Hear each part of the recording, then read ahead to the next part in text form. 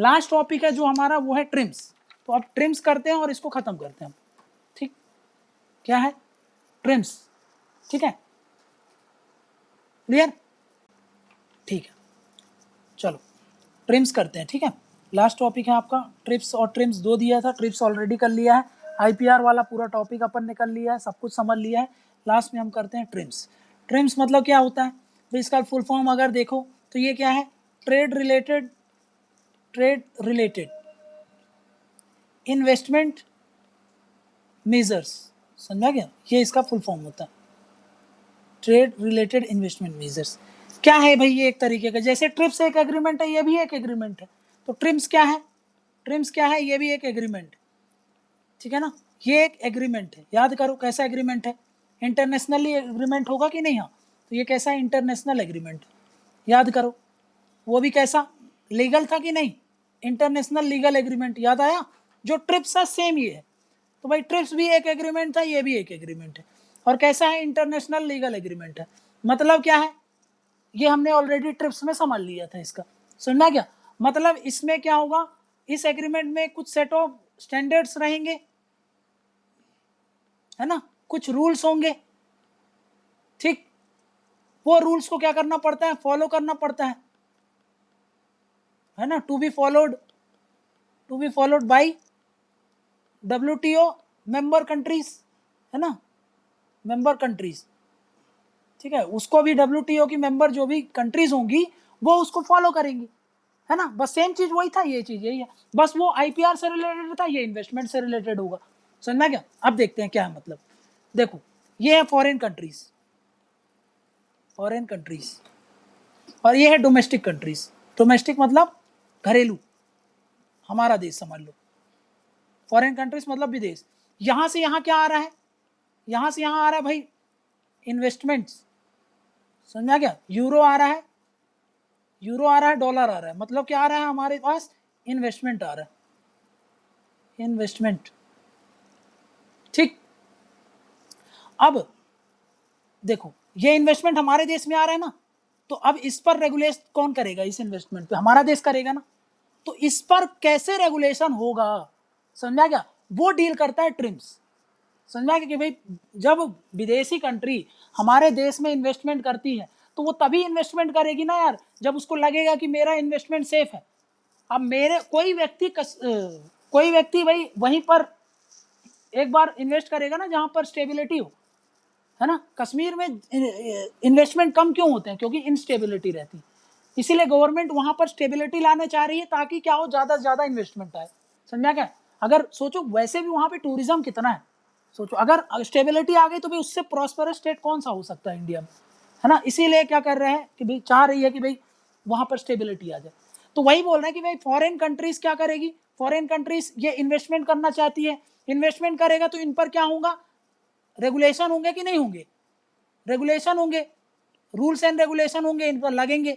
ये कौन से रूल्स एंड रेगुलेशन इस पर एप्लीकेबल होंगे, किस तरीके का रूल्स एंड रेगुलेशन होगा, ये चीज डील करता है कौन, ट्रिम्स। मतलब ये स्टैंडर्ड्स हैं, जो ये रूल्स एंड रेगुलेशन है, ये आपके देश में क्या होंगे, कैसे एप्लीकेबल होंगे, इस चीज से डील करता है। क्लियर है, समझ में आ गया ना, मतलब एक तरफ डोमेस्टिक कंट्रीज, एक तरफ फॉरेन कंट्रीज, आ क्या रहा है इन्वेस्टमेंट, और इन्वेस्टमेंट क्या रहा है, सिक्योर रहे, सेफ रहे, इसके लिए तभी तो वो इन्वेस्ट करेगा भाई, तो उस पर किस तरीके के रूल्स एंड रेगुलेशन लगने चाहिए, ये सब डील करता है कौन, ट्रिप्स, समझना क्या। मतलब ट्रिप्स कब आया था, याद करो 1995, समझा क्या, जब WTO आया था, तो सेम यहां पर ट्रिप्स कब आया था, तो ये भी फॉर्मलाइज्ड इन 1994, समझा क्या। लेकिन ये इफेक्ट कब से आया है, इफेक्ट फ्रॉम 1995, समझा क्या। किसको एप्लीकेबल है, ये कौन सी कंट्रीज को एप्लीकेबल होता है, जो भी WTO के मेंबर होते हैं, जिसने साइन किया है उस पर एप्लीकेबल होता है, समझा क्या, applicable to all members of WTO, ठीक है। मतलब ये क्या है, एक एग्रीमेंट है, उस एग्रीमेंट में कुछ रूल्स एंड रेगुलेशन लिखे होंगे, रूल्स एंड रेगुलेशन, समझा कि भाई ये रूल्स है, ये रेगुलेशंस है, ये सब लिख दिया भाई, इतनी सारी चीजें। ये कब फॉलो करना है, इनको आपको फॉलो करना होता है, to be followed by respective countries, है ना। काहे के लिए फॉलो करना है इसको भाई, जब आप फॉरेन कंट्रीज से जो भी इन्वेस्टमेंट आता है उनसे डील करते हो तब, व्हेन डीलिंग फॉरेन इन्वेस्टमेंट्स, ठीक, उन पर, ठीक है ना। टू बी एप्लीकेबल ऐसा लिख लो, टू बी एप्लीकेबल, ठीक है ना, ये हो गया। तो भाई अब समझ लिया कि भाई वो है क्या, ये हमने समझ लिया। अब बस इसका फीचर ही समझना है कि भाई क्या क्या चीजें अलाउ करता है, क्या क्या चीज अलाउ नहीं करता है, ठीक है।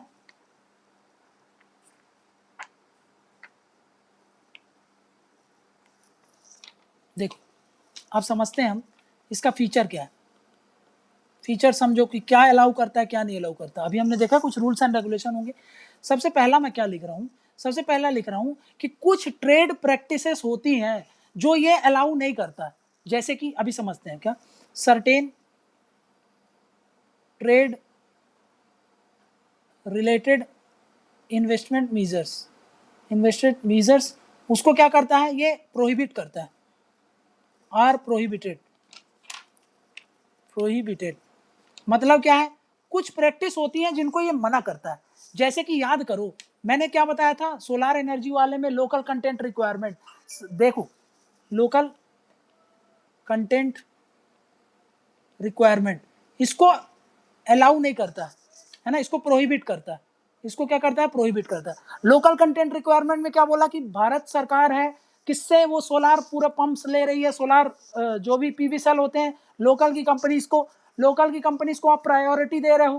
प्रायोरिटी दे रहे हो मतलब बाहर की कंपनी तो अनकम्पिटिटिवनेस रह जाएगा, उनका मार्केट में सामान नहीं बिकेगा, समझा क्या। तो आप क्या कर रहे हो, डिस्क्रिमिनेशन कर रहे हो, समझा क्या। डिस्क्रिमिनेशन नहीं करना है, ये बोलता है। मतलब क्या होना चाहिए, नेशनल ट्रीटमेंट होना चाहिए। तो सेकेंड पॉइंट क्या हो गया आपका, सेकेंड क्या बोलता है ये, advocates, advocates for national treatment, national treatment, treatment. देखो अब समझो ये क्या है नेशनल ट्रीटमेंट। देखो ये आपके देश की बाउंड्री है, ठीक है ना, ये इंडिया है, ठीक, ये क्या है, ये इंडिया है। अब यहां पर ये इंडियन प्रोडक्ट है, रेड कलर से ये क्या है, इंडियन प्रोडक्ट है, ये क्या है, इंडियन प्रोडक्ट है, इंडियन प्रोडक्ट, ठीक। और ये दो कलर से मैं ले रहा हूं, ये यूएस के माल है, ठीक। और ये ग्रीन कलर से ले रहा हूं, ये यूरोप के माल है, ठीक है। ये कहां से है, यूरोप से, ये वाला यूरोप और ये वाला यूएस से। तो भाई जब तक आपकी टेरिटरी के बाहर है वो, यहां पे देखो आपकी टेरिटरी के बाहर है ना, तब तक वो फॉरेन आइटम है, ये याद रखना। ये क्या है, फॉरेन आइटम है, समझा क्या। अभी आपके देश के अंदर नहीं है वो, तब तक आप जो भी करोगे वो सही है ना, उस प्रोडक्ट से रिलेटेड। लेकिन एक बार हाँ अभी यहाँ पे पहुंचा है तो आप इस पर टैरिफ लगा दो ना, कोई दिक्कत नहीं है।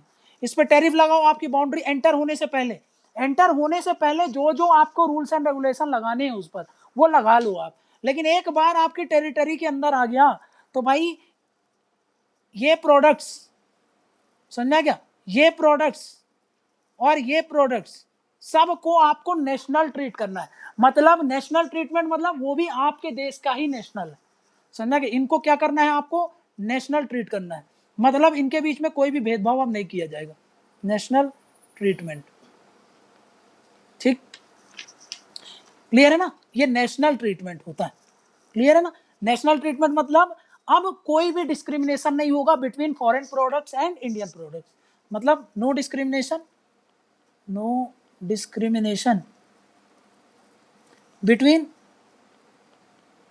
Foreign products and Indian products, ठीक है ना। इनके बीच में आप कोई भी डिस्क्रिमिनेशन नहीं करोगे,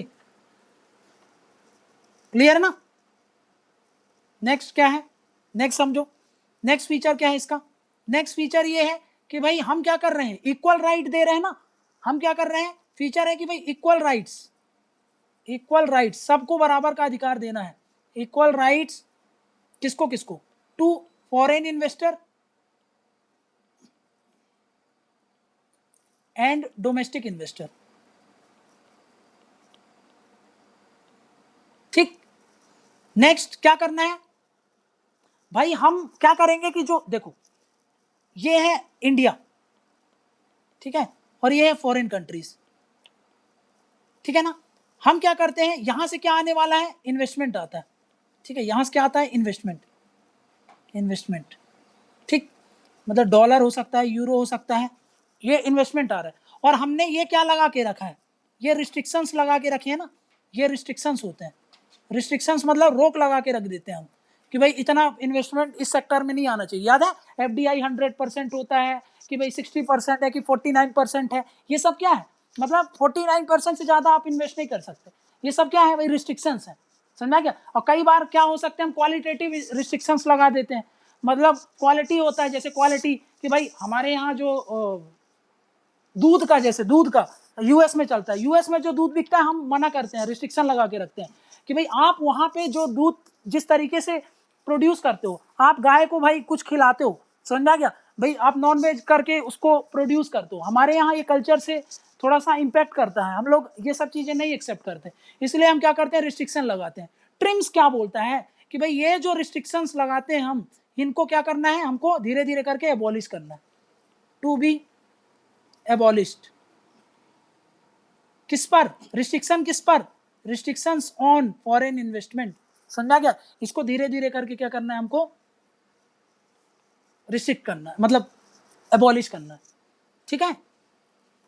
नेक्स्ट क्या बोल रहा है ये, एक होता है trade balancing rules, trade balancing rules, इसको बोलते हैं ये नॉट अलाउड है, इसको बोलते हैं कि भाई ये अलाउ नहीं किया जाएगा।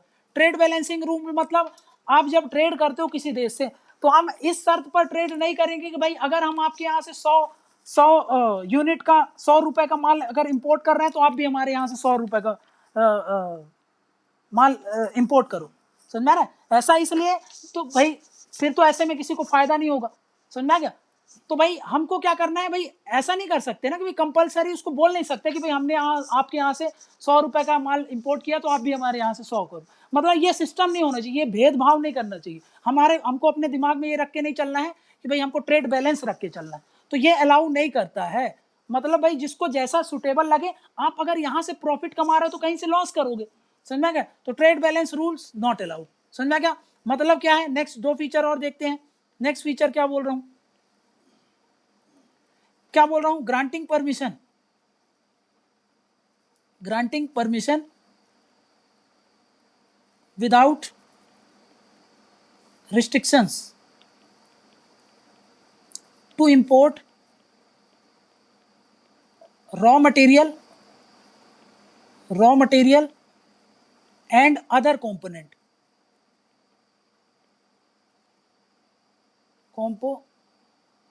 कंपोनेंट। देखो ये एक कंट्री है, इसको यहां से क्या लाना पड़ता है भाई, एक तो रॉ मटेरियल चाहिए, कहां से, फॉरेन से चाहिए, है ना। ये आपकी डोमेस्टिक इंडस्ट्री है, मान लो एक इंडस्ट्री है, ये कार बनाती है, इसको माल चाहिए कहां से, विदेश से, कार बनाने के लिए। अब ये माल यहां से लाना चाहता है, पर आपके देश ने यहां पर क्या लगा दिया, आप याद करो, वही बताया, रिस्ट्रिक्शंस, है ना। ये रिस्ट्रिक्शंस लगा दिया, उसके कारण क्या होगा, ये इंडस्ट्री ज़्यादा से ज़्यादा माल ला नहीं पाएगी, तो फिर आपका भी ग्रोथ नहीं होगा। इसीलिए ये बोलता है कि भाई आप इनको अलाउ करो, इनको परमिशन दो, ये रिस्ट्रिक्शंस को कम करो, समझा क्या। इन पे रिस्ट्रिक्शंस नहीं होना चाहिए, काहे के लिए कि भाई वो इतने ज़्यादा माल नहीं इंपोर्ट कर सकते, ये नहीं कर सकते, वो नहीं कर सकते, मतलब ये सारे रिस्ट्रिक्शंस को हमको धीरे धीरे क्या करना है, खत्म करना है। उनको अलाउ करो कि वो ज़्यादा से ज़्यादा चीज़ों को क्या करें, मतलब बाहर से क्या कर सकें, इंपोर्ट कर सकते हैं, समझा क्या। लास्ट क्या बोल रहा हूँ, लास्ट कि भाई हमको क्या करना है, यही चीज जो रिस्ट्रिक्टिव, ओवरऑल क्या बोल रहा हूँ, रिस्ट्रिक्टिव बिजनेस प्रैक्टिस होती है, जो ये फालतू के जो हम ये लगा देते हैं ना रिस्ट्रिक्शंस, चाहे क्वांटिटी को लेकर के या क्वालिटी को लेकर के, ये सब हमको क्या करना है, धीरे धीरे खत्म करना है। रिस्ट्रिक्टिव बिजनेस प्रैक्टिसेस, इसको क्या करना है, धीरे धीरे इसको खत्म करना है, बैंड करना है ना, टू बी बैंड। मतलब ये रिस्ट्रिक्शन चाहे क्वालिटी को लेकर के आप रिस्ट्रिक्शंस लगा रहे हो या फिर क्वांटिटी को लेकर के, ठीक है। मतलब ये सारी चीजें हमको बंद करनी है, और यहाँ पर आपका ट्रिम्स खत्म होता। समझ में आ गया ना? क्लियर है? तो ये सारी चीजों को ट्रिम्स में डील करता है, ट्रिम्स एग्रीमेंट इन सारी चीजों से डील करता है और बोलता है कि भाई हमको ये रिस्ट्रिक्टिव प्रैक्टिसेस जो भी हमने क्वालिटी वाइज या क्वांटिटी वाइज लगाई है, इनको धीरे धीरे करके कम कर दो, क्योंकि कंपटीशन तो होगा ही ना। कंपटीशन होगा तो उस हिसाब से जैसा कंज्यूमर को फिट लगेगा वो ले लेगा। क्लियर है? बट दूसरे देश का जो भी इन्वेस्टमेंट है वो एटलीस्ट सेफ रहना चाहिए आपके देश में। समझ में आ गया? तो ट्रिम्स का जो टॉपिक है वो हमने कर लिया, और यहां से हमारा जो वो पूरा चैप्टर था ट्रिप्स एंड ट्रिम्स वाला वो भी हमने कर लिया। समझ में आ गया? ट्रिप्स और ट्रिम्स में इससे ज्यादा आपको बस वही करना है जो करंट में रहेगा, बाकी बेसिक्स जो था वो हम लोगों ने कर लिया है। ट्रिप्स और ट्रिम्स आपका यहाँ पर खत्म होता है। ठीक।